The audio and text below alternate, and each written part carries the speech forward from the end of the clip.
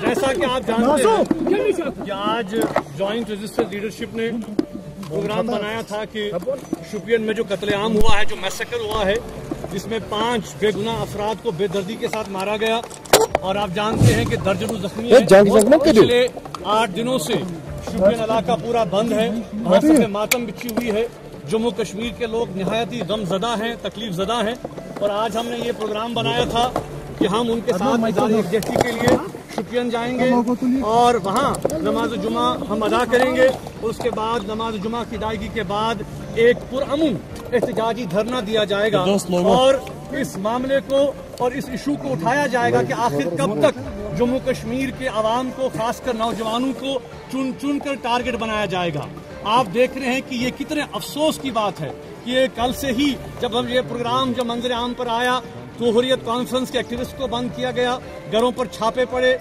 آج پورے شہر میں کرفیو لگا دیا گیا ہے، جامع مسجد سیل کر دی گئی ہے، باقی جو ڈاؤن ٹاؤن ہے اس کو محصور کر دیا گیا ہے، کرفیو کا اطلاق کیا گیا ہے۔ تو یہ حکومت کے اس طرز عمل کی نشاندہی کرتا ہے کہ یہاں پہ پرامن بات کرنے کا، پرامن احتجاج کرنے کا، پرامن طریقے سے اپنا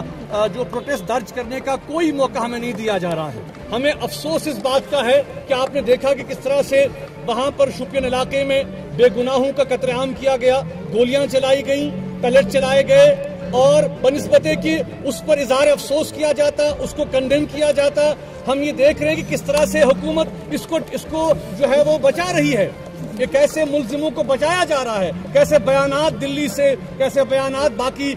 شہروں سے آ رہے ہیں، اور یہ کہا جا رہا ہے کہ بھائی آرمی کے خلاف ایکشن کیوں کیا جائے گا، جو کہ قاتل ہیں ان کو کیوں پکڑا جائے گا۔ یہ تو ناانصافی کی حد ہے۔ بڑے افسوس کے ساتھ ہمیں یہ کہنا پڑتا ہے کہ انڈین میڈیا کا ایک بہت بڑا طبقہ اس وقت اینٹی کشمیر پروپیگنڈا کر رہا ہے۔ ایک تو کشمیر نوجوانوں کو مارا گیا، ایک تو بے گناہوں پہ گولیاں چلائی گئی، اور دوسرا اگر ہم سوال کھڑا کرتے ہیں اس پر ہمیں ہی یہ جو ہے وہ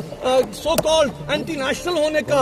جو ہے وہ الزام لگایا جاتا ہے۔ آج ہم اس کے خلاف بالکل صدا احتجاج بلند کرتے ہیں، اور یہ بات واضح کرتے ہیں کہ طاقت سے، تشدد سے، فوجی قوت سے کشمیریوں کی جو عوامی تحریک ہے، یہ پیپلز موومنٹ ہے، ریالٹیز کو انڈرسٹینڈ نہیں کرتی کہ کشمیر کا مسئلہ پولیٹیکل مسئلہ ہے، یہ رائٹس کا مسئلہ ہے، یہ حق خودارادیت کا مسئلہ ہے۔ اس کو الیکشن سے، پنچایت سے، ٹھیکوں سے، سبسڈیوں سے یا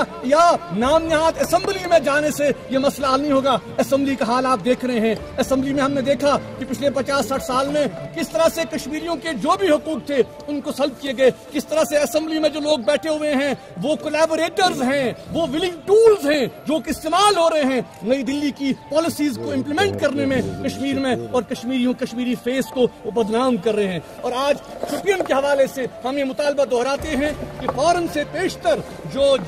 اس میں انوالوڈ لوگ ہیں ان کی گرفتاری عمل میں نہیں جانی چاہیے، اور ان کو گرفتار کیا جانا چاہیے۔